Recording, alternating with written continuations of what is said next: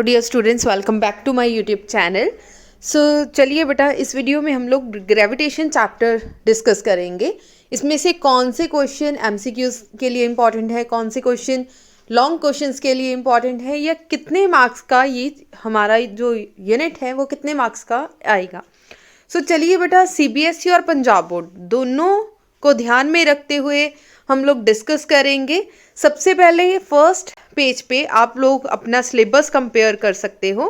बेटा, काफ़ी topics CBSE में कट है, जो सीबीएसई में सिलेबस नहीं है बेटा वो चीज़ें सीबीएसई वाले बच्चे नहीं करेंगे। बाकी पंजाब बोर्ड का सिलेबस सारा डिट्टो सेम है, कोई रिड्यूस सिलेबस नहीं है। नंबर 1 आप फर्स्ट टॉपिक देख सकते हो, Kepler's law of planetary motion, जो कि दोनों बोर्ड्स के अंदर है। नेक्स्ट है यूनिवर्सल लॉ ऑफ ग्रेविटी, जो कि दोनों बोर्ड्स के अंदर है। नेक्स्ट है acceleration due to gravity and variation with altitude and depth, ये टॉपिक भी दोनों बोर्ड्स में है। नेक्स्ट है gravitational potential energy and gravitational potential, ये टॉपिक भी दोनों बोर्ड्स में है। Escape velocity and orbital velocity which is most important topic, ये भी दोनों बोर्ड्स में है। देखा जाए यहीं तक सीबीएसई बोर्ड का सिलेबस है। पंजाब बोर्ड में सिर्फ और सिर्फ एक टॉपिक एक्स्ट्रा है which is Jio stationery satellite, मतलब सैटेलाइट से रिलेटेड जितने भी आपके टॉपिक्स हैं वो सारे नेचुरल सैटेलाइट्स हो गए, ठीक है, और भी इसके बहुत सारे एग्जांपल्स हैं। ये टॉपिक एक पंजाब बोर्ड में एक्स्ट्रा है, बाकी सारा सिलेबस सीबीएसई और पंजाब बोर्ड का डिट्टो सेम है। और अगर आप इसकी मार्किंग स्कीम चेक करो बेटा, जो अभी तक मार्किंग स्कीम हमारी पंजाब बोर्ड की अभी तक तो मेंशन नहीं की गई।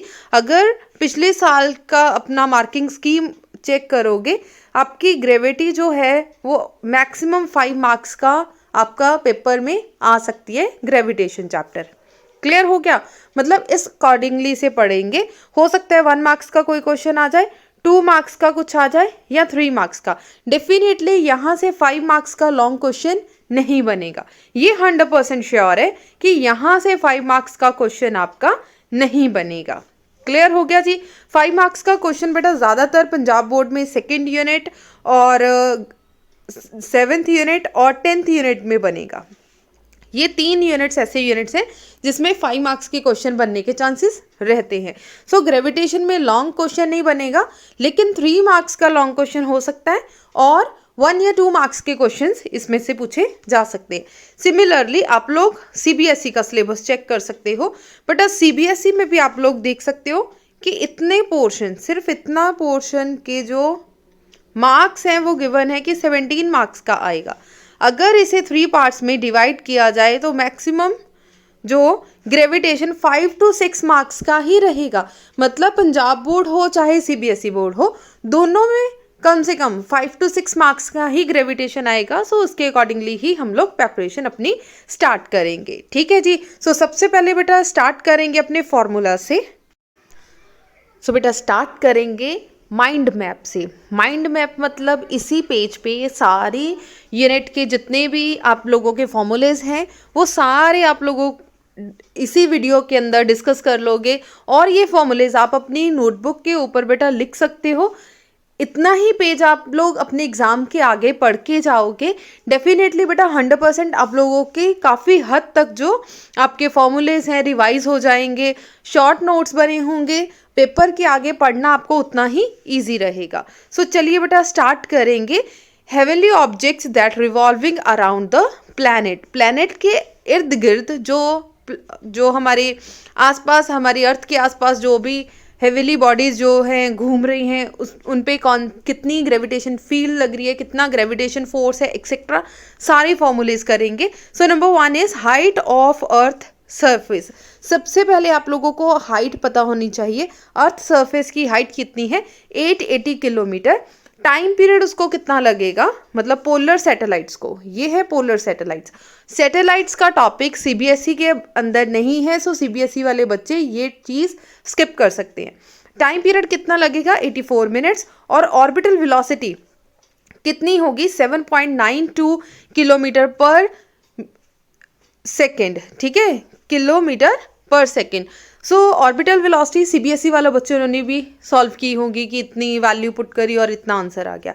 सो ये चीज़ें सिर्फ आपको एमसीक्यूज में हेल्प कर सकता है, अदरवाइज पंजाब बोर्ड में ये चीज़ें बहुत ज़्यादा डीपली नहीं आएंगी। अब आ जाओ नेक्स्ट टॉपिक पे, कौन कौन सी चीज़ों पे हमने और फोकस करना है कि जितने भी हेवनली ऑब्जेक्ट्स हैं जो रिवॉल्व कर रहे हैं हमारे प्लेनेट के इर्द गिर्द, उन पे कौन कौन से फोर्सेस होंगे, उन पे कौन सी एनर्जी लगेगी एक्सेट्रा। सो सबसे पहले, ठीक है, थोड़ा सा जूम करके आप लोग स्क्रीनशॉट भी ले सकते हो, अदरवाइज इसकी पीडीएफ आप लोगों को टेलीग्राम चैनल पे मिल जाएगी। 11th क्लास का बेटा अलग से ग्रुप बना हुआ है, फिजिक्स विद रिम्पल मैम। सो आप लोगों ने 11th वाला ग्रुप ही ज्वाइन करना है। डिस्क्रिप्शन बॉक्स ओपन करोगे, आप लोगों को फिजिक्स विद रिम्पल मैम का जो चैनल है वो मिल जाएगा। वो एक मेन चैनल है, चैनल के अंदर आपको 2 ग्रुप्स के लिंक मिल जाएंगे, एक 11th क्लास का ग्रुप है और एक 12th क्लास का ग्रुप है। आप लोगों ने 11th क्लास का ग्रुप ज्वाइन करना है, आपको चैनल और ग्रुप दोनों में आप लोगों को पीडीएफ मिल जाएगी।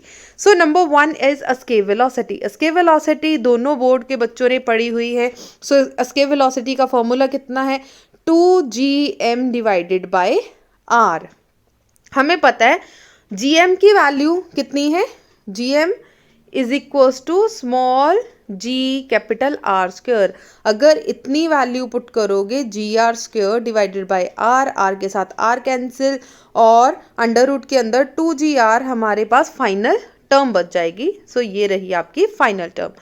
ऑलरेडी हमें पता है कि अंडर रूट GR की वैल्यू कितनी है, ऑर्बिटल वेलोसिटी। सो ऑर्बिटल वेलोसिटी मतलब कि V0 पुट कर दो, सो अंडर रूट 2 V0, ठीक है जी। So this is most important, sometime 2 marks में ये एमसीक्यूज में आपको पूछा जा सकता है कि रिलेशनशिप बिटवीन एस्केप वेलोसिटी और ऑर्बिटल वेलोसिटी क्या है, तो आपको पता होना चाहिए। एस्केप वेलोसिटी अगर आप अर्थ की निकालोगे, सॉल्व करोगे वैल्यूज पुट करके, आपका आंसर आएगा 11.2 किलोमीटर पर सेकेंड। ऑर्बिटल वेलोसिटी कितनी रहेगी, अंडर रूट जी आर, ठीक है, ये रही अंडर रूट जी आर। ये कितनी थी, V0। मतलब अगर आपने अंडर रूट जी आर की value V is equals to under root 2GR, अगर यहाँ से आप लोगों ने वैल्यू GR की निकालनी हो तो VE ये अंडर रूट 2 इसके पैर में ले जाओ, ये टर्म आ गई, ठीक है, ये पुट कर दी। जस्ट एक रिलेशन शो किया हुआ है और कुछ नहीं है। आपको ज़्यादा इसमें क्या चीज़ याद करनी है, सिर्फ इतनी टर्म और इतनी टर्म, ठीक है जी। और टोटल एनर्जी, सैटेलाइट की टोटल एनर्जी कितनी होगी, kinetic energy plus potential energy. Kinetic energy जब आपने सारा सॉल्व करा, आपका आंसर आएगा GMM डिवाइडेड बाय 2R, और potential energy minus GMM over R। सो सॉल्व करके देखोगे आपकी एनर्जी का आंसर कितना आएगा, हाफ GMM ओवर R। ये सिर्फ शॉर्ट में दिए हुए फॉर्मूलेज हैं लास्ट में रिवीजन करने के लिए। सो इसकी डेरिवेशंस अदरवाइज आप लोगों को प्रॉपरली बुक में मिलेगी या जो भी आपका सिलेबस है। नेक्स्ट है वेटलेसनेस, ये भी सीबीएसई का पार्ट नहीं है, सो सीबीएसई वाले बच्चे ये चीज़ नहीं करेंगे। वेटलेसनेस क्या है, during free fall under gravity inside a spacecraft और satellite a body is weightlessness. For example effectively weight becomes 0। एक ऐसा पॉइंट आएगा धरती और मून के बीच में या सैटेलाइट के बीच में जहाँ पे आप लोगों को अपना वेट 0 फील होगा, आपको अपना वेट ही फील नहीं होगा। उस पॉइंट को जहाँ पे आपका इफेक्टिव वेट जो है वो 0 हो जाए, ऐसे वेट को हम लोग क्या बोलेंगे, वेटलेसनेस। सो सीबीएसई का पार्ट नहीं है, सीबीएसई वाले बच्चे नहीं करेंगे, ठीक है। नेक्स्ट टॉपिक आ जाओ, एक्सेलरेशन ड्यू टू ग्रेविटी, जो कि दोनों बोर्ड्स के बीच में है। So acceleration due to gravity क्या है, G is equals to GM over R square, ठीक है, क्योंकि अर्थ की बात हो रही है दैट्स वाई यहाँ पे ई इसके पैर में डाल दिया, अदरवाइज आप लोग डायरेक्ट याद करो G is equals to GM over R square. Next बेटा, इसी के एक्सेलरेशन ड्यू टू ग्रेविटी के 2 पोर्शंस हैं, एक है हाइट वाला और एक है डेप्थ वाला। सो हाइट पे आप लोगों का फॉर्मूला कितना आएगा, G dash is equals to G1 minus EH over R। R के पैर में बेटा कैपिटल E लिखा है, मतलब अर्थ की रेडियस लिखा हुआ है, आप सिंपल भी याद कर सकते हो, G dash is equal to G 1 minus 2h over R. h is the height, r is radius. So G dash decrease with height. जैसे ही आप ऊपर जाओगे, धरती से ऊपर जाओगे, आपकी जो ग्रेविटी है वो डिक्रीज हो जाएगी. ये एमसीक्यूज में मोस्ट इंपॉर्टेंट क्वेश्चन है जो बन सकता है. डेप्थ के अंदर आपका फॉर्मूला क्या है, G dash is equal to G 1 minus D over R. कुछ बुक्स में डी लिखा हुआ है, कुछ बुक्स में एक्स लिखा हुआ है. जो भी आपने पढ़ा है बस उसी चीज़ को फॉलो करना है. अगर आप डेप्थ में भी जाओगे धरती पे तब भी आपकी ग्रेविटेशन डिक्रीज होगी. मोटा मोटा याद रखो कि दोनों केसेस में, चाहे अर्थ से ऊपर जाओ चाहे अर्थ के डाउनवर्ड जाओ, नीचे की तरफ जाओ, आपकी ऑलवेज जो एक्सेलरेशन ड्यू टू ग्रेविटी है वो डिक्रीज ही होगी दोनों केसेस में. नेक्स्ट केस, अगर आपके टीचर्स ने करवाया है तो करना है, नहीं करवाया तो इसे स्किप कर सकते हो. थर्ड पॉइंट को, with rotation of earth about its own axis. अगर अर्थ अपनी ही एक्सिस के अराउंड मूव कर रही है देन उसका फॉर्मूला कितना होगा, G dash is equal to G 1 minus. So polar के ऊपर बेटा लैम्डा की वैल्यू रोटेशन जो है वो मैक्सिमम जो 90 डिग्री होगी और आपकी ग्रेविटी मैक्सिमम होगी. इक्वेटर के ऊपर जो लैम्डा है वो 0 डिग्री होगा और ग्रेविटी मिनिमम होगी. ये भी क्वेश्चन बेटा मोस्ट इंपॉर्टेंट है for CBSE and Punjab board दोनों में, कि जो पोल्स पे ग्रेविटी कहाँ पे मैक्सिमम होगी, पोल्स पे मैक्सिमम होगी और मिनिमम कहाँ पे होगी, इक्वेटर के ऊपर. ठीक है जी. नेक्स्ट है बेटा ग्रेविटेशन वाले टॉपिक के ऊपर आओ, ग्रेविटेशनल फील्ड एंड पोटेंशियल. ठीक है जी. ग्रेविटेशनल फील्ड इंटेंसिटी बेटा फॉर्मूला कितना है, G M over R square. And potential, gravitational potential कितना है, work done over mass. So work done कितना आएगा, minus G M over mass, G M M over R divided by mass. Mass कितना है, capital M, M के साथ M cancel, सो बच गया जी एम ओवर आर. ठीक है जी. सो ग्रेविटेशनल पोटेंशियल एनर्जी कितनी लगेगी, that is minus G M M over R. So ये ग्रेविटेशन के फॉर्मूलेज हैं.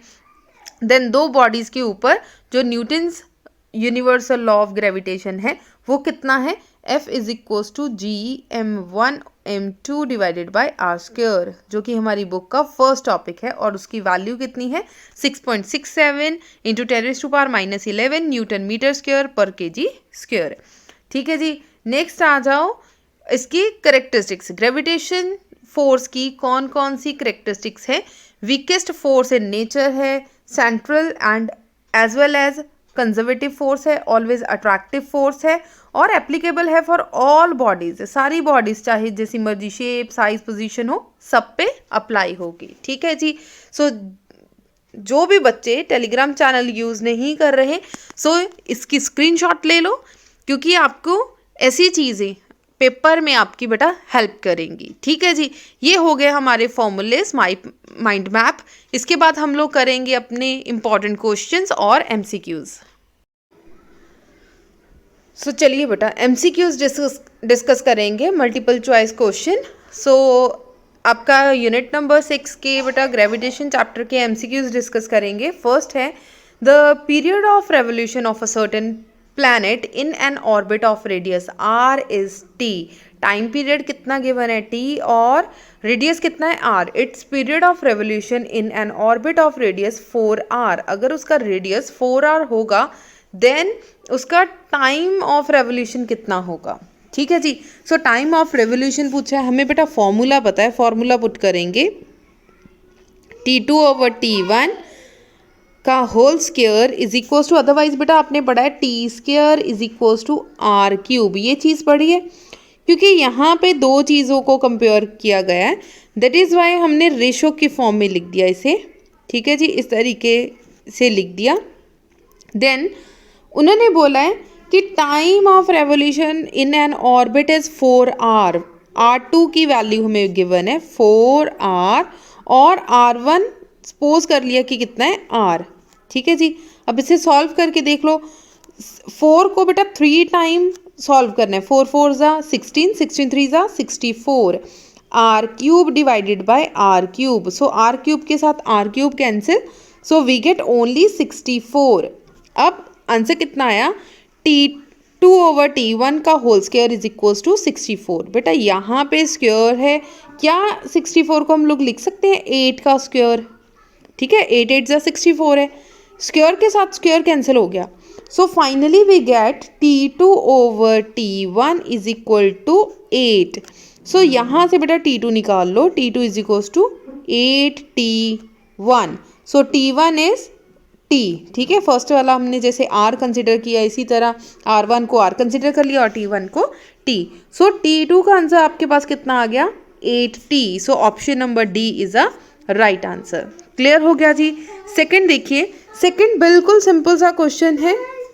सो to homogeneous sphere made from a same material having equal radii r each। बेटा ये क्वेश्चन CBSE में आ सकता है, पंजाब बोर्ड वाले बच्चे इसे छोड़ सकते हैं, PSEB वाले स्टूडेंट ये क्वेश्चन, ये वाली MCQ छोड़ सकते हैं, सेकंड वाला। These are placed in contact the gravitation force F between them varying with R। क्योंकि बेटा CBSE ने स्पेशल बोला है कि MCQs के अंदर कॉन्सेप्चुअल बेस्ड क्वेश्चंस या एप्लीकेशन बेस्ड मतलब न्यूमेरिकल टाइप क्वेश्चंस आ सकते हैं, लेकिन पंजाब बोर्ड के सिलेबस में स्पेशल बोला गया है कि जो न्यूमेरिकल टाइप क्वेश्चंस है, एप्लीकेशन बेस्ड क्वेश्चंस है, वो नहीं आएंगे। सो ये जो क्वेश्चन है वो एप्लीकेशन बेस्ड है। जो सिंपल हल्का फुल्का मैथमेटिकल पोर्शन है बेटा वो एप्लीकेशन में हम लोग कंसिडर नहीं करेंगे, वैसे क्वेश्चंस आ सकते हैं। वैसे भी +1 का पेपर आपके टीचर्स के हाथ में है, जैसी तैयारी वो करवा रहे हैं आप लोगों को उस लेवल से ही पढ़ना होगा। सो अदरवाइज मेरे चैनल के ऊपर आपको हर तरह के क्वेश्चंस मिल जाएंगे, आप लोग अपने तरीके से पढ़ सकते हो, ठीक है जी। अदरवाइज ये वाला क्वेश्चन CBSE पैटर्न का है या CBSE लेवल का है, पंजाब बोर्ड वाले बच्चे ये छोड़ सकते हैं। So F equals to GM1M2 divided by R square. अभी मास कितनी हो गया हमारा, डेंसिटी जो मास है M1 is equal to M2 which is equals to 4/3 pi R cube rho, because rho किसके इक्वल है, density mass over volume. So mass के किसके इक्वल होगा, रो इंटू वॉल्यूम। वॉल्यूम कितना है 4/3 R क्यूब, रो की जगह पे रो ही लिख दिया। सो ये टर्म आ गई आपके पास, ठीक है, मास की वैल्यू। अब मास की वैल्यू यहाँ पे पुट करना स्टार्ट करो 2, ठीक है। m की वैल्यू बेटा कितनी आएगी 4/3 पाई R क्यूब रो, यही m1 की वैल्यू है और यही m2 की value, that is Y square डाल दिया। रेडियस, अर्थ का जो रेडियस है बेटा ये r है, टोटल कितना होगा 2r। सो यहाँ पे पुट कर दिया 2r स्क्वायर। क्लियर होगी इतनी बात। अब ये सारा सॉल्व करके देख लो बेटा, ये एक r 4 और ये r⁻6। 4 जो है वो 6 में से 4 गया, 2 बच गए। सो डायरेक्टली प्रोपोर्शनल किसके आ जाएगा 4 के, ठीक है जी, r⁻4। ये टर्म आपके पास बच गई और r⁻4 ये option number D is a right answer. इसे सॉल्व करके देख लेना। 6 में से बेटा सॉरी नीचे r स्क्वायर है ना, 2r स्क्वायर, 2 2 जा 4 है, सो नीचे बच गया 4। जब ऊपर वाले 4 2 जा 6 माइनस 4 होगा तो 2 आएगा बेटा, 2 आएगा। So option number B is a right answer, not D, D नहीं है right answer, B is a right answer, ठीक है जी। नेक्स्ट आ जाओ, there is no atmosphere on a moon because, this is most important in a Punjab board. अगर atmosphere नहीं है मून के ऊपर, इसका मतलब क्या है, वहाँ पे कोई एटमॉस्फेयर क्यों नहीं है, क्योंकि वहाँ पे मीन्स जो रूट स्क्वायर वैल्यू है वो एग्जिस्ट नहीं करती। The escape velocity of gas molecule is less than their root mean square speed। Fourth question है, in a planetary motion, planetary motion के अंदर ये तो बेटा सिंपल ही है, planetary motion is under central force field है, so torque acting on the planet is 0। ये चीज़ हमें पता है कि z जो है टॉर्क जो है वो आपका कितना होगा 0। और रिलेशन हमें पता है dl/dt किसके इक्वल है, 0 के इक्वल है, सॉरी टाउ के इक्वल है। अगर टाउ ही आपका 0 होगा, अगर इसकी वैल्यू आपने 0 पुट कर दी, देन डेरिवेटिव जिसका भी डेरिवेटिव होगा वो टर्म क्या हो जाएगी, कांस्टेंट हो जाएगी। सो L आपका क्या हो जाएगा, कांस्टेंट। सो ऑप्शन चेक कर लो कि कौन सी चीज़ आपकी कांस्टेंट है, angular momentum. So total angular momentum remains constant. So option number B is a right answer. Fifth पे आ जाओ, two planets having radii R1 R2 and density ρ1 ρ2 respectively, their acceleration due to gravity on them will be, then acceleration due to gravity बेटा कितनी होगी? अब acceleration due to gravity का formula कितना है? G is equals to G M over R square, ठीक है, ये चीज़ सबको पता है। अब G ओवर आर स्क्वेयर ऐसा सच लिख दो, और मास क्या है? Density into volume. So volume आपके पास कितना है? 4/3 पाई आर क्यूब, रो की जगह पे लिख दो rho, R square R cube के साथ कैंसिल आउट हो गई, finally we get 4/3 pi R rho G, ठीक है, ये टर्म बच गई आपकी। सो ध्यान से आप लोग देख सकते हो कि सेम ही ऑलमोस्ट आंसर आएगा। सो ये रहा बेटा 4/3 इज अ कांस्टेंट टर्म, सो इसे निग्लेक्ट कर दो, जी इज ऑल्सो कांस्टेंट, निग्लेक्ट कर दो, मतलब आर रो बच गया। आर रो जो 1 होगा that is similar to R2 rho 2, ठीक है, क्योंकि आर रो बच गया, R rho is equals to constant, so ये टर्म आपकी हर बार कांस्टेंट ही आएगी। So R1 rho 1 is equals to R2 rho 2 is equals to R3 rho 3 up to so on.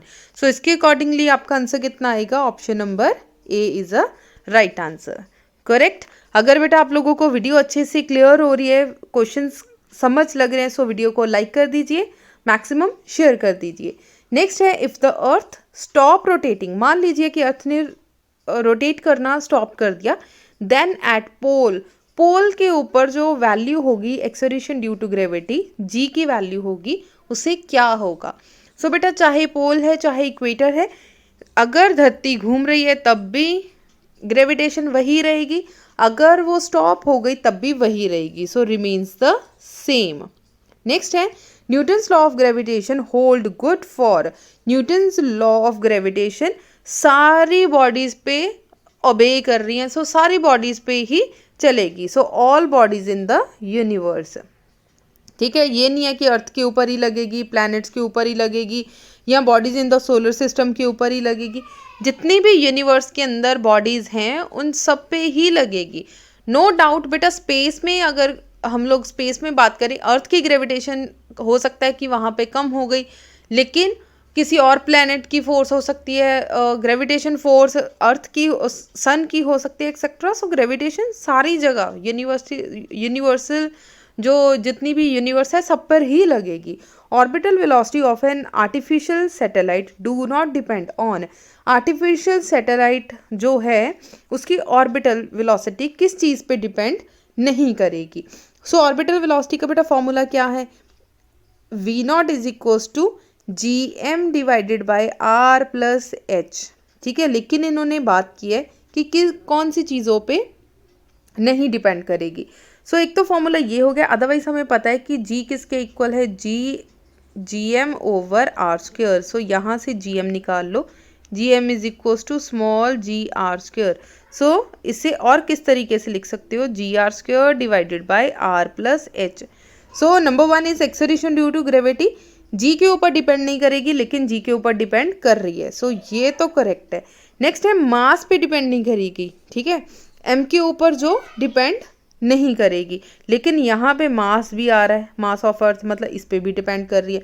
Mass of satellite, कहीं पे भी स्मॉल m नहीं दिख रहा, सो इस पे डिपेंड नहीं करेगी, ठीक है। Last is radius of earth, मतलब कैपिटल R दोनों में आ रहा है, सो इस पे भी डिपेंड करेगी। अब ध्यान से देखो, इन्होंने बोला है नॉट डिपेंड, जिस पे एक डिपेंड नहीं करेगी। सो जो इसका गलत आंसर है वही इसका सही आंसर है, ठीक है। कहने का मतलब बाकी सारी चीज़ों पे डिपेंड करेगी, इकलौती एक चीज़ है जिस पे डिपेंड नहीं करेगी, that is mass of satellite, small m हमें फॉर्मूले में कहीं नहीं दिखा। नेक्स्ट है 9th, escape velocity of planet is v, escape velocity कितनी है? v है। if the mass of planet becomes 4 times its original mass, अगर 4 times हो जाए mass but radius of planet remains same, जो रेडियस है उसे सेम रखना है, न्यू escape velocity पता करना है कि कितना है। सो बेटा escape velocity का फॉर्मूला कितना है? 2gm over r, 2g S सच लिख दो, मास उन्होंने बोला कि 4 टाइम्स हो जाएगा, सो 4 m लिख दो डिवाइडेड बाय कैपिटल R, उन्होंने बोला कि रिमेन्स सेम रखना है, सो सेम रख दो, सेम रख दिया, ये आ गया 4 2gm/r, सो 4 टाइम्स इंक्रीज हो गया, सो 4v0 आ गया आपके पास, सो दिस इज 2ve, ठीक है जी। सो 2 टाइम्स, 2 2 ज़ा 4 हो गया, सो 2 टाइम्स आ जाएगा, सो 2 को बाहर निकाल दो, v एज सच लिखा रहने दो। सो इसके अकॉर्डिंगली बेटा आपका 9th का आ गया बी आंसर, ठीक है जी। नेक्स्ट है, if the earth start rotating with a great speed, मान लो बहुत ज़्यादा हाई स्पीड के साथ अर्थ रोटेट करती है, then weight of an object at the north pole will be, north pole के ऊपर जो वेट है वो क्या होगा। अभी हमने पहले भी पढ़ा है कि ग्रेविटी पे कोई इफेक्ट नहीं पड़ेगा, gravity remains same, so same as now, जो अभी था वही सेम रहेगा, चाहे आप उसकी स्पीड इंक्रीज कर दो चाहे डिक्रीज कर दो। नेक्स्ट है, a missile is launched with a velocity less than the escape velocity, एक मिसाइल आपने लॉन्च कर दी जिसकी वेलोसिटी एस्केप वेलोसिटी से कम है, the total mechanical energy of a missile is, अगर कम है तो निगेटिव में आंसर आएगा, सो निगेटिव होगा, ठीक है जी। नेक्स्ट है, प्लैनेट है revolving in an elliptical orbit around a sun, then semi major and a semi minor axis of the orbit are r1 and r2 respectively, then उसका टाइम पीरियड कितना होगा।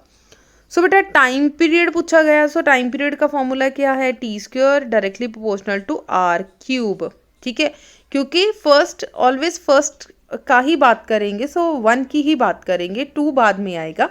सो ये आ गया क्योंकि हमारी इस एक्सिस के अक्रॉस हमारी बात हो रही है, ठीक है, मेजर एक्सिस के अक्रॉस हो रही है, माइनर एक्सिस में के अक्रॉस नहीं हो रही।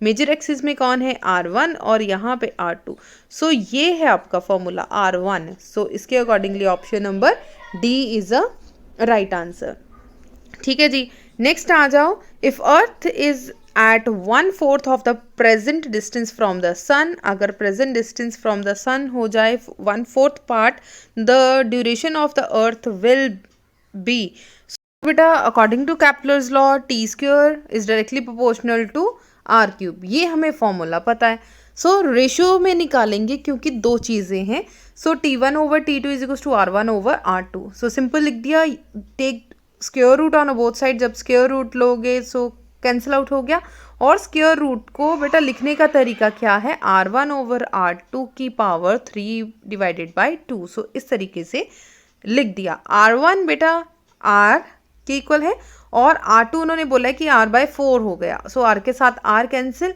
सो ये 4 ऊपर चला गया, सो 4⁻³ सो क्या हम इसे लिख सकते हैं 2⁻², 3/2, ये वाला 2 के साथ कैंसिल, सो 2⁻3, सो 2 2 ज़ा 4, 4 2 ज़ा 8, सो हमारे पास बन गया 8, सो t1/t2 की वैल्यू कितनी आ गई 8, लेकिन हमें t2 की वैल्यू पता करनी है, सो इसे दूसरी तरफ ले जाओ और 8 इसके पैर में ले आओ, सो t1 divided by 8, so length of the day reduced by 1/8, ठीक है जी। सो इसके अकॉर्डिंगली आपका आंसर आ गया सी ऑप्शन।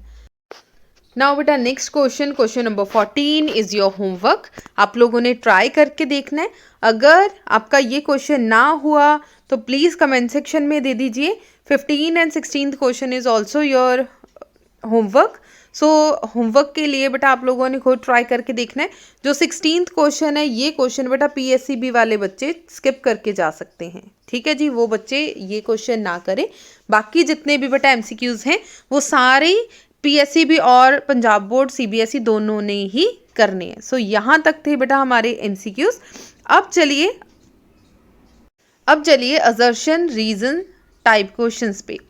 ऐसे क्वेश्चन सिर्फ और सिर्फ CBSE वाले बच्चों ने करने हैं, ठीक है, CBSE वाले बच्चे ही ये क्वेश्चंस करेंगे, पंजाब बोर्ड वाले बच्चे ये क्वेश्चंस 100% छोड़ के जा सकते हैं। सो number 1 is in a motion under a central force the angular momentum is conserved, कितने जो एंगुलर मोमेंटम है वो कंजर्व हो जाएगा अगर सेंट्रल फोर्सेस के अंदर, ठीक है। क्या ये स्टेटमेंट बिल्कुल करेक्ट दी गई है, आप लोगों ने ये बताना कि ये स्टेटमेंट आपको करेक्ट लग रही है कि नहीं लग रही। सो डेफिनेटली बेटा अगर सेंट्रल फोर्स है तो एंगुलर मोमेंटम कंजर्व ही रहेगा, ये स्टेटमेंट करेक्ट है। Torque due to central force is 0, ये भी बिल्कुल करेक्ट है। सो फर्स्ट भी करेक्ट है और सेकंड भी करेक्ट है। सो ऊपर से ऑप्शन नंबर चेक करो जिसमें दोनों करेक्ट हों, ठीक है। जैसे बेटा थर्ड है, इसमें एक फॉल्स है, इसमें भी एक फॉल्स है, सो ये तो नहीं हो सकते। इसमें फर्स्ट और सेकंड ये भी करेक्ट है, ये भी करेक्ट है, बट इसमें फर्स्ट वाली स्टेटमेंट में लिखा है statement 2 is a correctly explain of statement 1।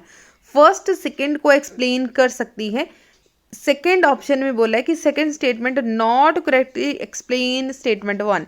Second जो है एक्सप्लेन नहीं करेगी, क्योंकि ये दोनों कॉन्सेप्ट एक दूसरे से जुड़े हुए हैं, सो कॉन्सेप्ट को एक्सप्लेन कर सकते हैं। So option number A is a right answer, so A option right है। नेक्स्ट है the force of traction due to a hollow spherical surface of a uniform density on a point mass situated inside it is 0। कहते हैं अंदर क्या होगा, जो force of attraction होगा वो 0 हो जाएगा, ठीक है। सो डेफिनेटली बेटा जो स्फेरिकल शेल है ना, इसके अंदर जो फोर्स ऑफ अट्रैक्शन है वो 0 होगी, सो ये तो करेक्ट है। Gravitation force between 2 points mass increase with the decrease in distance between them point masses. So अगर मासेस के बीच का डिस्टेंस m1 m2 के बीच में जो डिस्टेंस इंक्रीज कर दिया जाए, r इंक्रीज कर दिया जाए, देन जो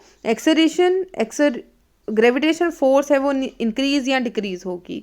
सो ये भी करेक्ट है, लेकिन दोनों कॉन्सेप्ट अलग अलग हैं। फर्स्ट वाला बेटा डिफरेंट कॉन्सेप्ट है, सेकंड वाला ग्रेविटेशन फोर्स का डिफरेंट जो टॉपिक है।